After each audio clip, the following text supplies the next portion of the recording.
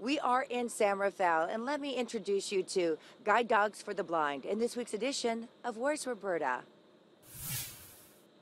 This story is about people. I've been blind now 22 years. And about dogs. And about the partnership between both. Good job, all right. Meet Ken Aldenberger and his guide dog, Bristol. What he's done for me has made me a more confident person and a more confident traveler. Guide Dogs for the Blind provides services for the entire Bay Area and worldwide. Guiding a person down the street in a responsible way is pretty amazing to see. Training a guide dog begins at its birth. We have puppy raisers, and those are families that are volunteers that take these little guys in when they're about 8 weeks old. Help us get these little guys out, start socializing them. Like trying to teach them not to chew on earrings. They keep them until they're about 15 months old. Then they're ready to come back for their formal training. You're probably about 6 months of working together before you're really a solid team. Trainer Todd Jurek is also known as a dog whisperer. You know, I've been called that in the past. So yes, I can, and I think I feel like I have a lot of passion for dogs, so I'm able to read them in certain ways that maybe other people can't. Can dogs talk? Some of the dogs will talk when they're playing, and they don't necessarily say, hey, hi, but they're like, What have you learned about Bristol? Not to take life so seriously. He's just silly, and he loves me, and you know, regardless of what's going on every day, he does the same thing. And, excuse me. And that's the part that, you know, he just, not only does he help me travel, but he's my friend.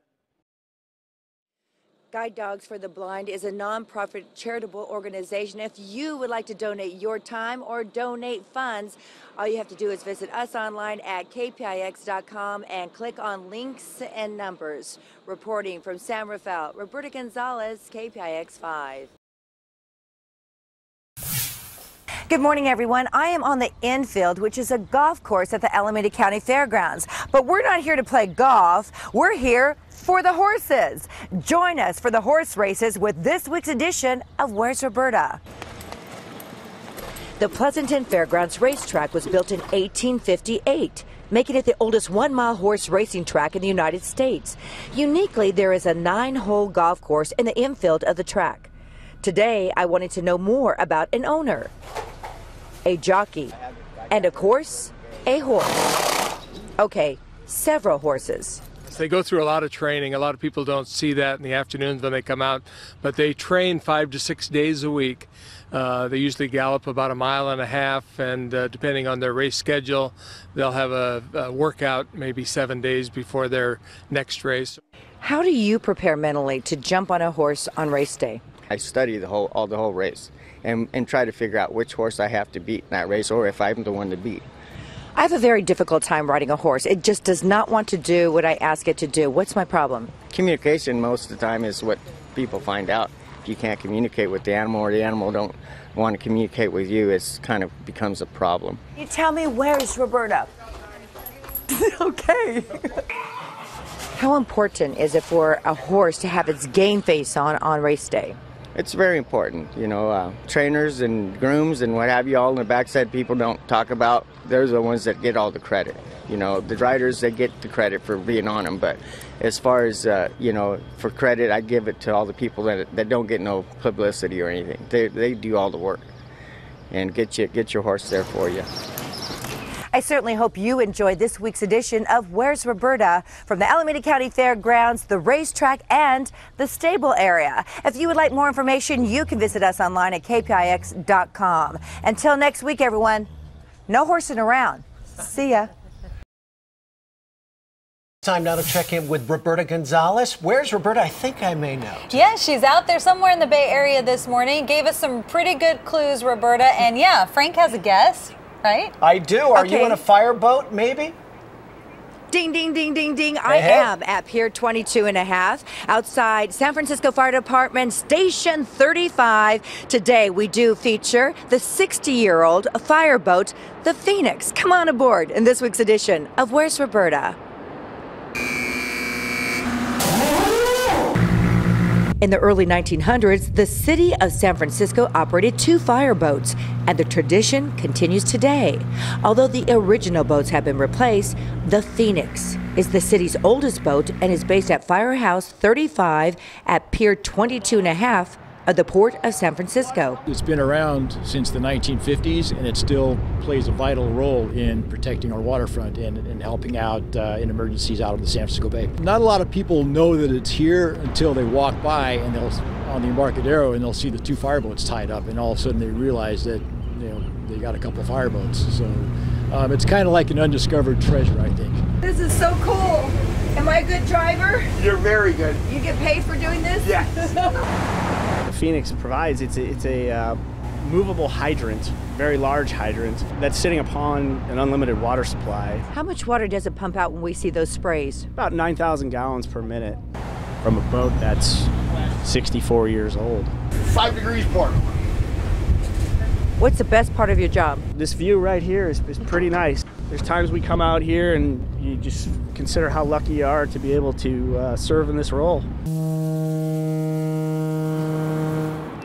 And the Phoenix was extremely instrumental during the Loma Prieta earthquake back in 1989, in which it pulled up to shore and it pumped water onto the Marina District, extinguishing fires. And as a direct result, anonymous donors donated $300,000 for the purchase of a second fireboat, which is right behind me here, and its name is the Guardian. Frank and Michelle? How about the boat rides? Can the public get on board and enjoy?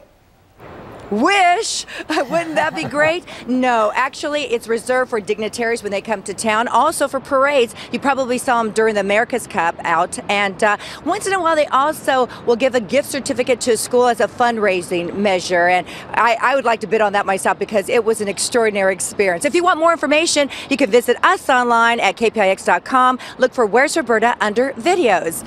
Reporting live from Pier 22 and Station 35. Big shout out to you guys. Roberta Gonzales, KPIX 5. Earlier this week, I really had an adventure. I headed to the South Bay. I headed to the wonderful, beautiful community of Saratoga. It's nestled in the Santa Cruz Mountains, and we went horseback riding with Where's Roberta? Giddy up. Only 20 minutes from the heart of the Silicon Valley, Garrods Farms offers horseback riding and is a family-owned and operated winery and 28-acre organic vineyard. The family's been here since 1893, and so we have been a part of the community that long. Generations have grown up riding here at the ranch. My dad first took me there when I was about 2-3 years old and would lead me around on a cute little Shetland pony, and that's how I fell in love with horses. And I ride and have my own horse now, so it's a lifelong affair. Since 1994, people have come to know the Cooper Garrod wine label as well. How has the drought affected Garrods stables? You'll notice that our pond near the trails is a little lower than usual. In terms of vineyard practices, we've always been mindful of our resources use, and we are certified sustainable, so that's part of our daily practice. What is your favorite sound here? Right now is summer, and we have day camps going on with children laughing and leading horses and having a great time outdoors every day. You're gonna put one hand here, one hand there. I'm getting ready to jump on a horse here. Give me a little bit of advice. Listen to the instructions. Just sit up nice and straight, that's all you gotta do. Pat the horse, make sure you're connected with him. And then just sit back and enjoy the ride. Wow. This is a down shoulders kind of place. My friends who work in the valley always tell me when I'm coming to see you, I just feel my shoulders relax.